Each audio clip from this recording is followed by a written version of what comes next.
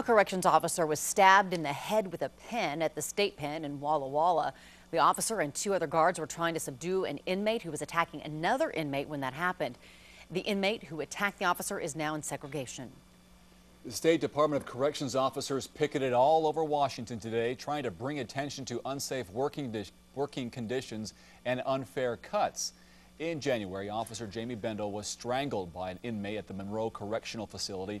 And just last night, an officer at Walla Walla was assaulted by that inmate, as Robin just told you. KXLY4's Tori Brunetti live at Airway Heights. And Tori, corrections officers have been picketing there since 6 a.m. today.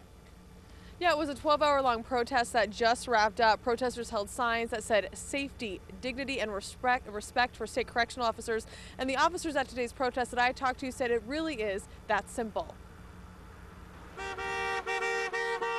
They're doing so many budget cuts in the corrections department that we're starting to be concerned about our safety. Susan Foland has been a corrections officer at Airway Heights for 16 years. She says the working conditions have never been worse. It's a day-to-day struggle to make sure that you go home at night. Foland and dozens of corrections officers statewide stood on street corners today to get the public's attention.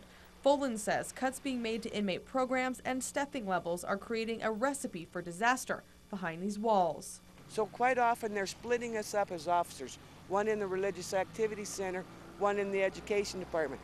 Well, you might have 200 inmates in the education department and you're in there by yourself. According to corrections officers, inmates with life sentences are mixed in with inmates in for lesser crimes.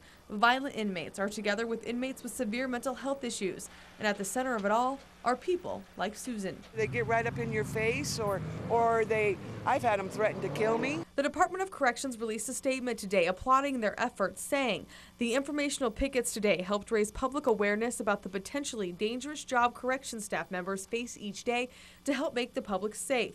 I am proud of our staff for their willingness to bring this important issue to public's attention. Foland says she is willing to stand out in the cold on any street corner to bring attention to what is for her a life and death situation. And the public needs to be aware that a lot of us we're mothers, we're daughters, we're children of other people, and we need to be kept safe. The Department of Corrections says they are working to make prisons safer for their staff and are working closely with the National Institute of Corrections to find more steps they can make to ensure officer safety. In Airway Heights, Tori Brunetti, KXLY4 HD News.